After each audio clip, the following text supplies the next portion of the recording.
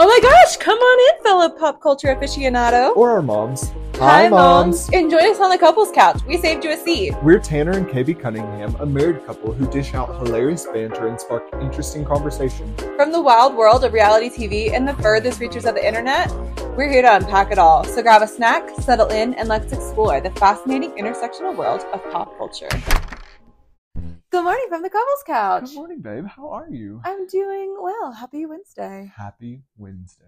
Yes. Hump day. Hump day. Yesterday, honestly, it feels kind of like Tuesday because yesterday Yes, I was just kind of like down bad. Like, wasn't feeling good. No, you really weren't. Yeah, and so, yeah, it was just like a long day. I was down bad, but it is what it is. Down bad with the migraine. Yeah, It happens.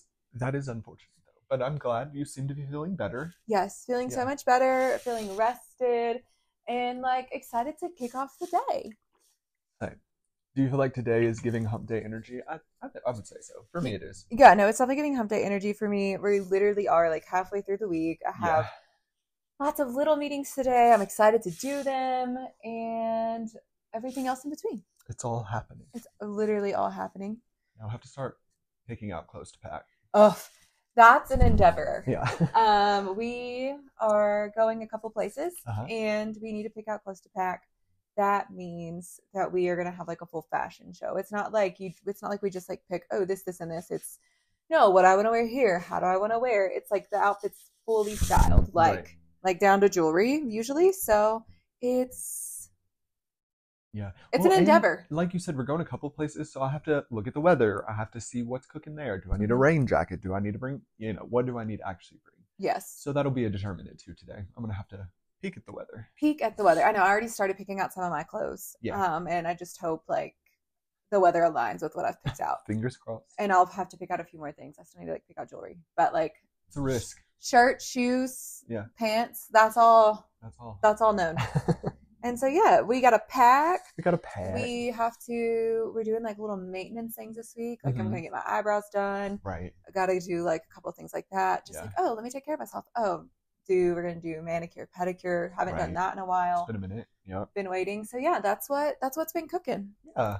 And last night we ended up making burrito beef. Yes. And it was great. It was great. Yeah.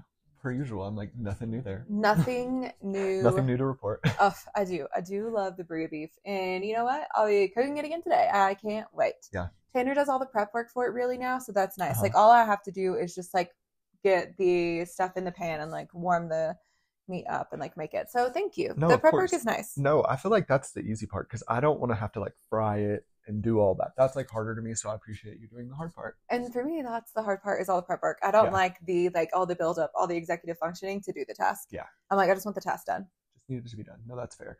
But last night, what did we end up watching? We watched the Lally and Vanderpump. Should we get into Vanderpump first? Let's get into the VPR of it all. Really, we should just name this episode like Jax the Gossip Girlie. That is the name of the pod. Jax the Gossip Girlie. Jax the Gossip Girlie, because that's all really he did. Jax came back last night. It was almost like a crossover episode, I would say. It felt more like a crossover than the first crossover they gave us. Yeah, no, it was really into it. Like, yeah. Jax was back in full force. He could not stop spilling all of the gossip. And honestly, the show needs someone to do that to kind of move the storyline forward. Like, you need a bone collector. So in that respect, I do appreciate it. Like, especially because the group is so fractured.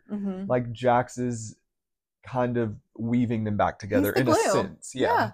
I mean, he even glued in Lisa. Yeah. No, he did. He had to go tail tucked between his legs back to...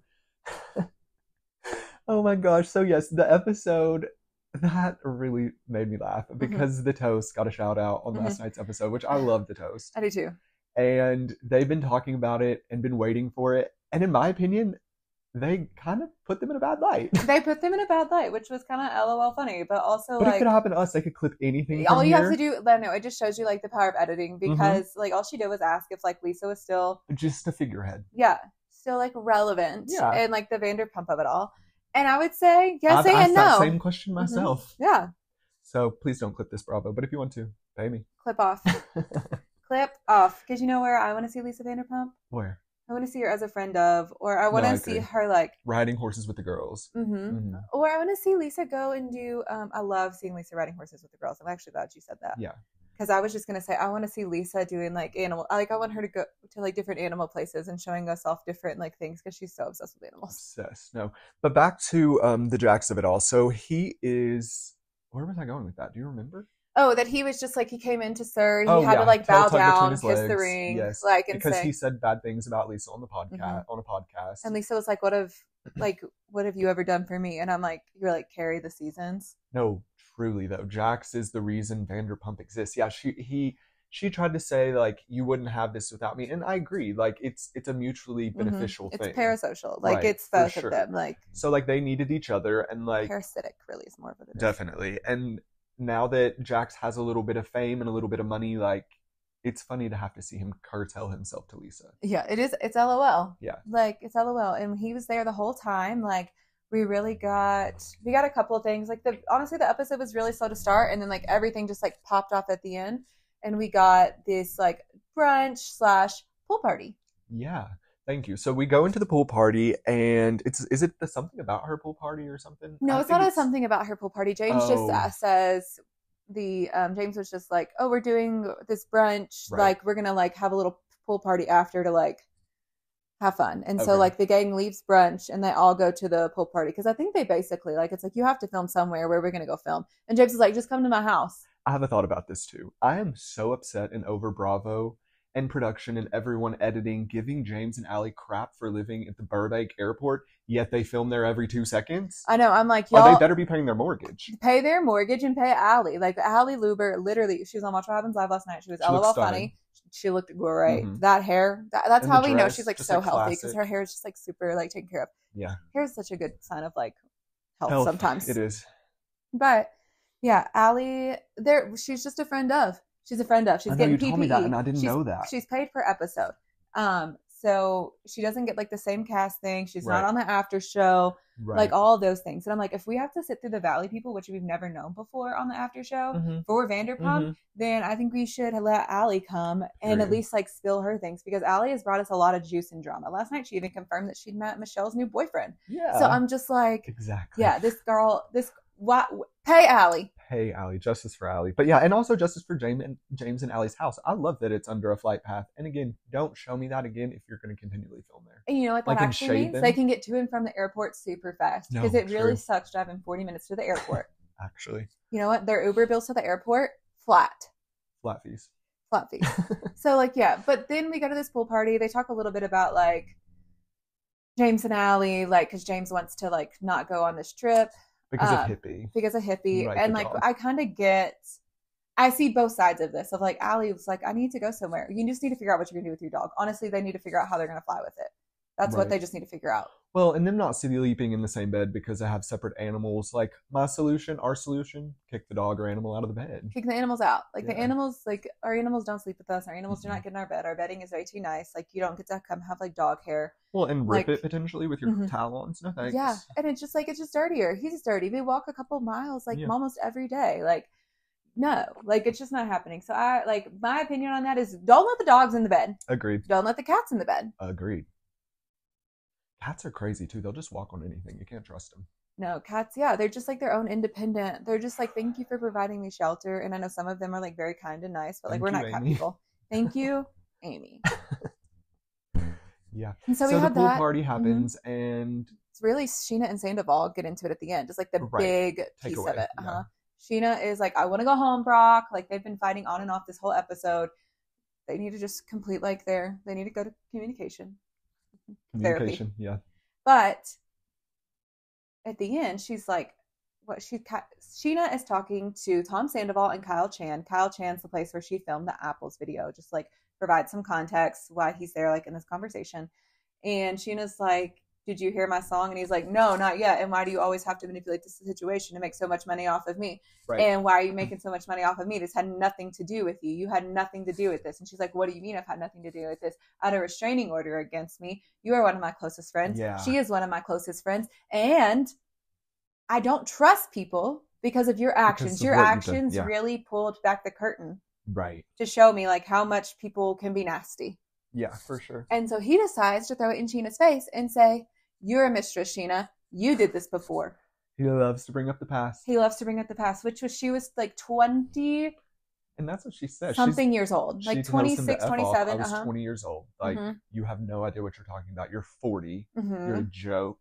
You're a worm with a mustache, basically. Literally. And you know what I liked about this? What? While we've seen Sheena and Brock fight the whole episode, Brock always comes in. Like, no matter where they are in communication, like, that's kind of why I brought it up. Brock always comes in to defend his wife, as he should. Yes. If you're together and you're not defended by your partner, then, like, what's the point? No, truly. No, I agree. No, he came in and just, like, and I like it because Brock is so much bigger than Tom Sandoval. I know, it was good to see Tom kind of cower to Brock. Yeah. I was like, yeah, you better shut up. Yeah, because he, like, is always like, I'm the biggest guy in the room. Well, yeah, and it's easy to be big whenever you're talking to small women. Like, that's not even fun. Yeah. Talk to Brock. Chat with Brock. Chat with Brocky. Who's afraid of little old Brock? You should be. Yeah, Brock is big. Brock has a fat ass. No, he does. Brock has the juiciest booty. We saw it in his... Where were they at? They were going on a date. Their second anniversary. Yeah. And literally, that's all we saw on the screen. Just Brock's juicy booty. Yeah. We were like, oh. I was like, did you know Brock had that big of a butt? And I kind of assumed because I knew he worked out. And, like, that's just par for the course. If you're doing leg day and training the glutes, they grow, you know? Yeah. So I kind of assumed. But, wow, seeing him in those pants, we knew for sure. Yeah. And then Jax was actually a part of this episode. At the end, too. He came to the pool party where, because they were at the brunch. They invite Jax to the brunch. Katie hates it because Katie doesn't like Jax. That's fair. She doesn't have to like Jax. Yeah. However, Jax spills tea to Ariana about Tom Swartz, Katie's ex, Tom, moving in and saying, how do you feel about Tom Sandoval living in your home? She said it'll never happen because Ariana has good sense. She knows that she's already calculated the numbers. Off of the mortgage, he's going to have to refinance. He's going to be paying $22,000 or more a month for a mortgage. Split by 2 is what? I don't know. That $11,000. Oh my gosh. Well, what? For what? And he's not even getting to. He's not invested in this property. He's not putting any equity into it. Yeah, I mean, his name would be on the lease or on the mortgage, but like, and Jack said, is this your way of just like basically marrying each other? Because literally, like, what else are you doing? Like, I would not do that with anyone that I was not married to. Yeah, I'm not putting my name on a lease with you. Absolutely not. I'm not putting my name on a mortgage document. Like, absolutely not. No. So, yeah, it was just LOL funny that, like, how he brought it up. He was just like, this. And then Tom actually comes to Ariana. Tom Swartz. The one, not the one that she's, like, separated from. Dad Bodkin. Yeah, no, literally. Dad Bodkin. Sad Bodkin. He's like, because he looks a little sad with that hair. Yeah, he does. Came to Ariana, which I liked, and said, hey, I'm doing this, but I can't afford it. No, he's like, Tom, he didn't say he was doing it. He was like, Tom approached me about doing this, but obviously I can't. She's like, yeah, I know. And I've been telling Tom he couldn't either. Yeah. This whole time. And so it was just like, it was great. And I liked seeing them like have a nice conversation. Right. Like they had like a very like nice, easygoing conversation. Like didn't have to hear too much. Like, and do you think that's because Tom and Katie are getting along now too? Because Ariana and Katie really do ride for each other right now. Like if you're mad at one, the other one's mad at that one. Yeah, and I do think that she's like, I'll like hear him out. Like I think they had like some conversations maybe off screen. Yeah. Like we might hear about the reunion. That's what I kind of hear that the reunion's about. Okay. But we'll talk more about that in a minute. But yeah, I think they've had some conversations off screen. I also think she just appreciates him coming and being like, hey, this is happening, and like it's not happening. Yeah, like this is what he wants to do, but like, yeah, and she just heard him out, and I appreciated that. It was just like a very cordial conversation. They're not going to be besties, but it's good to see them like be cordial with each other. Yeah. I feel like it's time for that cordiality. I don't know about the Tom Sandoval. I don't think she has to be cordial with him ever again if she doesn't want to. No, certainly not. So yeah, that was like Vanderpump in a nutshell. We end with the huge fight scene of Sheena and Tom. We just got into that for y'all.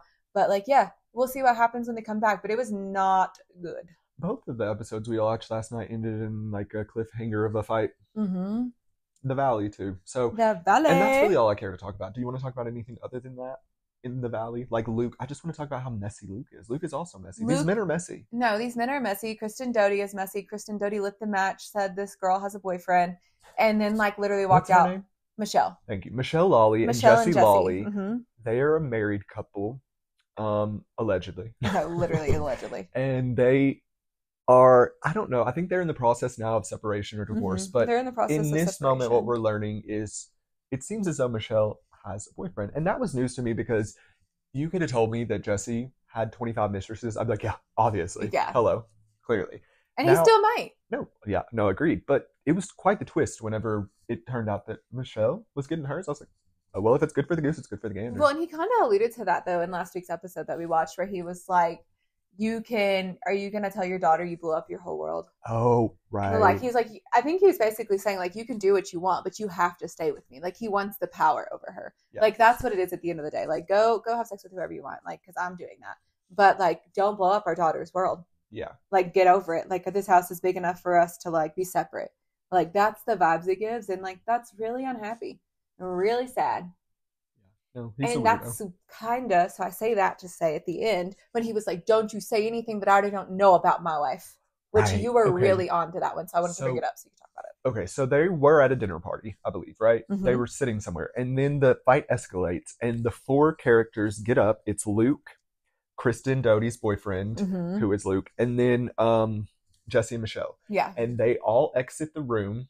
And they're in the hallways. I think maybe someone else is there. Doesn't matter. The producers. Anyways, producers are there. Like, we can hear producer conversation, like, bantering back and forth. Right. And Jesse gets in Kristen's face. Mm-hmm. Well, they're all in each other's faces. It doesn't matter either.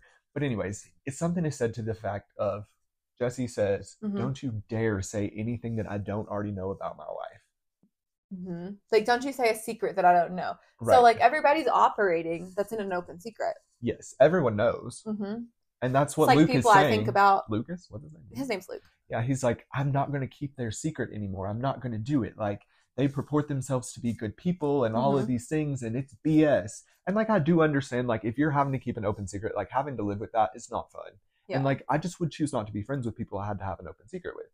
Yeah, no. And, like, honestly, they don't have to be friends with him. I honestly think, like, Luke and Kristen are just trying to, like, blow things up on purpose because, honestly, it's something that we don't technically have to talk about, right? We don't technically have to talk about that she had a boyfriend last year. She doesn't have him now.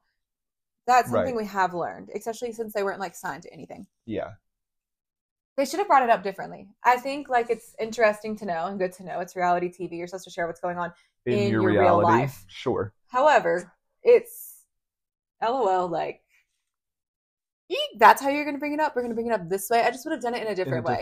Kristen's just too sneaky that way. I would have just brought it up in a different way, like directly to Michelle on camera, and then let Michelle throw the pieces where she may. Yeah. I agree. Okay, sorry if you heard my brain stop working for a second. Our heat kicked on, and so I had to pause the pod. We're back. We're back, baby, as Lisa would say. Yeah, so I want to talk about, too, for a second, like, the whole Luke of it all. I'm just like, I don't think Luke knows how to handle any of this. Right. Because he's from BFE. No, true. Kristen did mention this last night. She's like, I don't want to live in Colorado. And I understood what she meant when she had to explain that they had to get their food and water bust in. I'm like, well, I don't want to live there either. No, he lives like very far away from us, like over 2 hours in the middle. Like, cause he lives closer, honestly, to like New Mexico. He's like more in the New Mexico line, and he lives directly into a forest. That makes sense for him. And so, like, his, like, next biggest city is Colorado Springs, which is over an hour and a half away. Right. So, yeah, no, that sucks. Yeah, no, I agree with Kristen. I wouldn't want to be there either, especially if we're in LA.